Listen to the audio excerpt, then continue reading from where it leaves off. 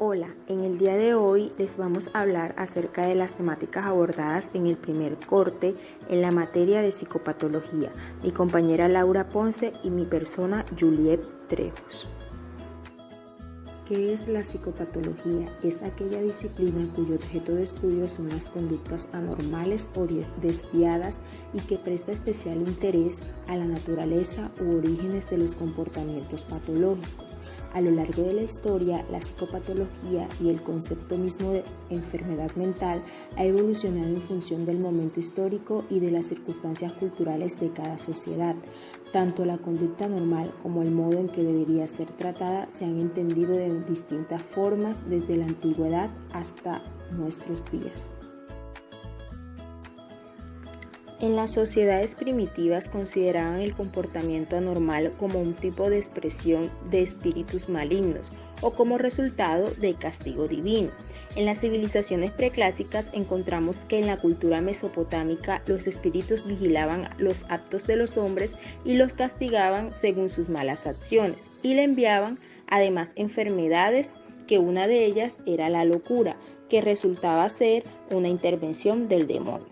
En las civilizaciones grecorromanas encontramos que el sentido de todas las patologías tendrían un origen natural radicado en determinadas alteraciones anatómicas o fisiológicas. Por otro lado, en la Edad Media, la enfermedad mental adquiere un carácter religioso, esto a consecuencia de la influencia de la Iglesia. En el Renacimiento e Ilustración encontramos de que el estudio de la salud mental abandona paulatinamente el modelo demonológico para adoptar una perspectiva naturalista, organicista y biologicista. La idea del pecado queda a un lado y da paso a lo que es la enfermedad, es decir, que los endemoniados pasan a ser pacientes.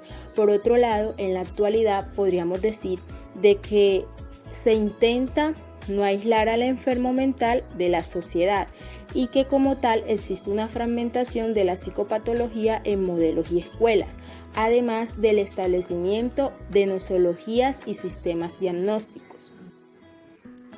El modelo biológico, también conocido como modelo biomédico, orgánico o biofísico, es aquel que se encarga de estudiar las bases biológicas. Este modelo sustenta de que la enfermedad mental es igual a la enfermedad física y nos dice de que tiene una etiología orgánica a nivel cerebral, ya sea por defecto genético, metabólico, endocrino, traumático o estructural. Este modelo además es responsable de la aparición de signos, síntomas y síndromes cuya agrupación da lugar a categorías diagnósticas. Un ejemplo de este modelo podría ser la afasia, que es la pérdida o trastorno del lenguaje causado por un daño cerebral.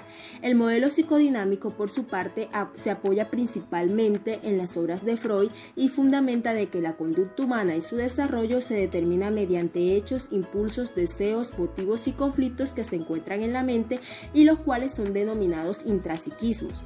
Y dice que también los factores que proporcionan esas causas subyacentes de las conductas se manifiestan abiertamente, sean problemáticas o no, y que los problemas se establecen desde la infancia a través de la satisfacción o frustración de las necesidades e impulsos básicos.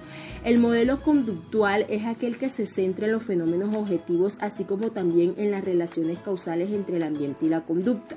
Un ejemplo de este modelo podría ser la agorafobia, que vendría siendo la aparición de temor o ansiedad por el solo hecho de estar en situaciones o lugares de los cuales resultaría difícil de escapar. El modelo cognitivo, por su parte, digamos que el principal objetivo de investigación psicopatológica es el estudio del funcionamiento de los procesos de conocimiento anómalo y se interesa en la forma en cómo se elabora la información. Un ejemplo de este modelo podría ser el Alzheimer, que puede ser incluir cambios en la personalidad, bajo nivel de energía, pérdida de memoria, entre otros. El modelo sociocultural es aquel de que ve a la normalidad como una creación artificial cultural. El modelo fenomenológico es aquel que aboga por la comprensión del fenómeno psicopatológico tal y como se presenta sin prejuicios psiquiátricos que lo distorsionen. El modelo existencial es aquel que hace énfasis en el libre albedrío. Y por último, el modelo contextual es aquel que retoma los planteamientos de Skinner sobre la conducta verbal y dice que la conducta puede estar controlada por contingencias ambientales o por reglas. Tipos de clasificación. Estos tipos de clasificación nos permiten tener un sistema organizado donde todos podamos tener un lenguaje en común. La clasificación etiológica encontramos la importancia de tener claridad sobre las causas de los trastornos. La clasificación sindrómica se da según los síntomas y forma de presentación, es decir, que los diferencia de otros trastornos. La clasificación categorial se clasifican según las categorías, por ejemplo, trastorno depresivo mayor, trastorno depresivo recurrente y trastorno depresivo premenstrual. La clasificación dimensionales hace referencia a poder ver la continuidad en el tiempo de un trastorno y su evolución. La clasificación jerárquica se presenta en los casos donde hay más de un trastorno orgánico y psicológico y se organiza en orden de afectación al paciente. Por esto, era importante hablar de un lenguaje en común y de allí parten el CIE y el DSM. El CIE es la clasificación internacional de enfermedades regido por la Organización Mundial de la Salud y el DSM, el Manual de Diagnóstico Estadístico regido por la Asociación Psiquiátrica Americana. En el DSM encontramos la clasificación multiaxial que se divide en 5 ejes. El primero hace referencia a los trastornos clínicos. El eje 2 hace referencia a los trastornos de personalidad. El tercer eje se trata de las enfermedades médicas.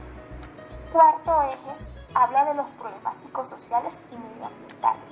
Y por último, habla de esa escala de evaluación global.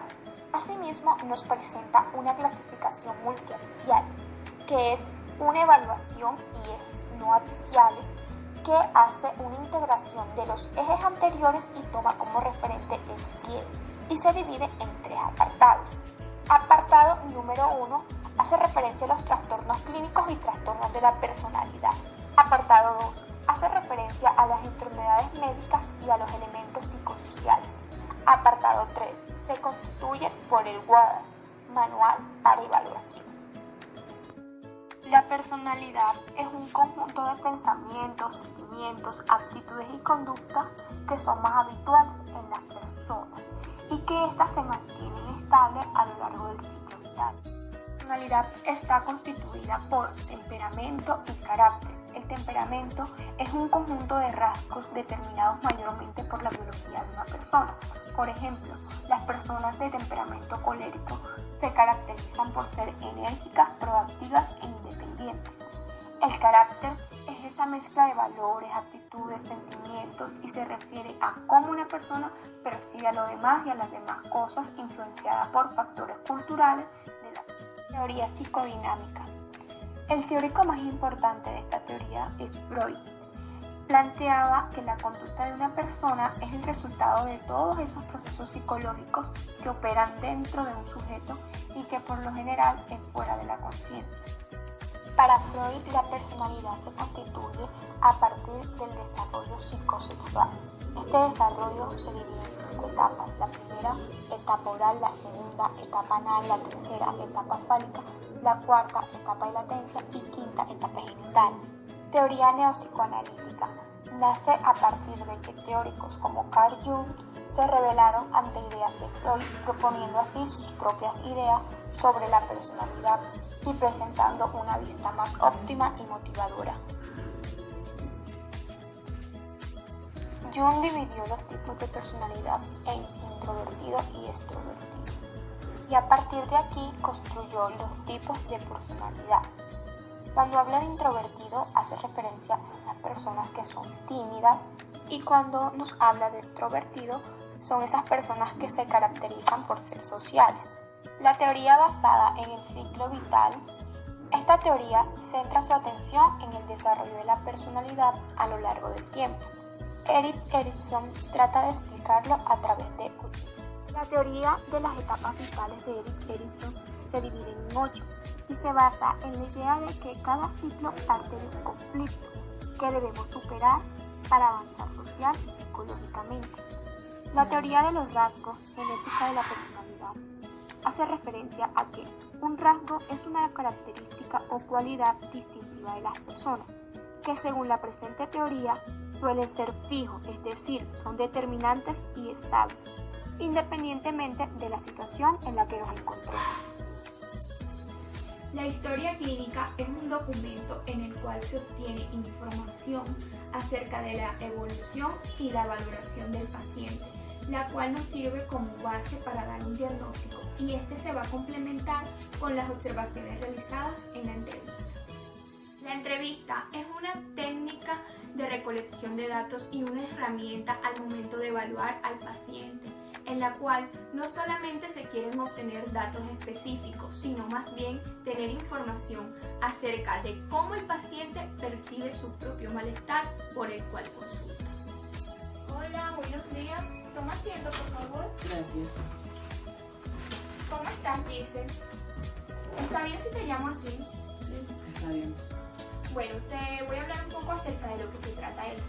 Esta es una sección que va a durar aproximadamente 45 minutos, donde tendrás un espacio de ser libre y hablar de lo que tú quieras, ¿sí? Entonces quiero que te expreses como tú quieras y te sientas cómoda. Para estudiar tu caso voy a hacerte una serie de preguntas. ¿Cuál es tu edad? 18. ¿A qué te dedicas? Estudio. ¿Qué estudias? Contaduría pública. Interesante tu carrera. Y cuéntame, ¿por qué estás aquí? ¿Cómo llegaste? Mis hermanos no llegaron. ¿Y tus hermanos por qué te obligaron a venir hasta acá? De hecho, se dieron cuenta porque intenté suicidarme y me trajeron. Ok. Bueno, te digo que si tú no te sientes cómoda hablando del tema, podríamos agendar una cita en una próxima sección. ¿Está bien? Habla. Ok. ¿Hace cuánto lo hiciste? Fue aproximadamente como ya una semana. ¿Me puedes contar acerca de cómo sucedió? Los problemas de la universidad, muchos trabajos, la muerte de mamá, y recordé que había muchos medicamentos y preferí tomarlos.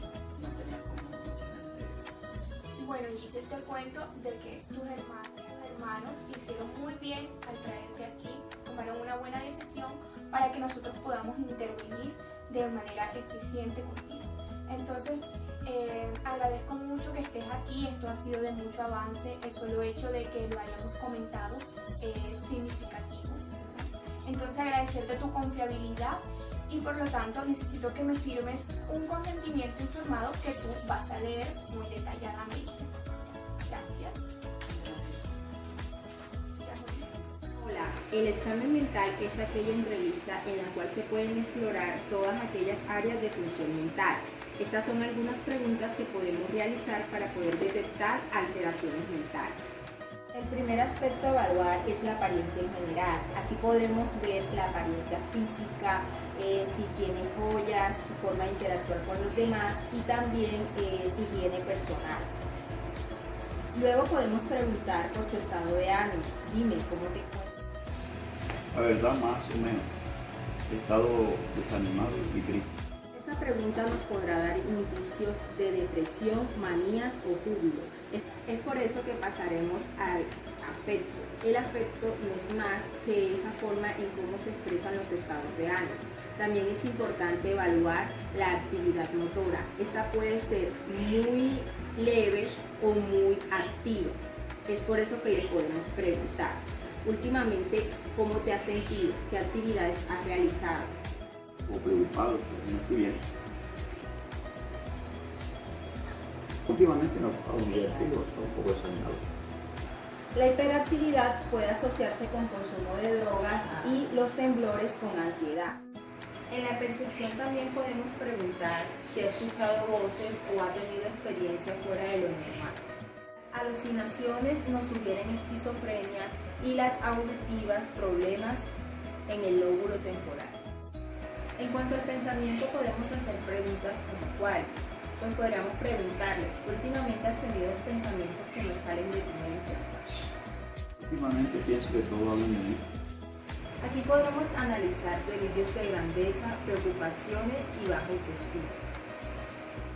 En cuanto a la orientación, podemos preguntarle ¿qué día es hoy? ¿Sabes dónde estamos? Esto nos ayudará a saber si el paciente está orientado.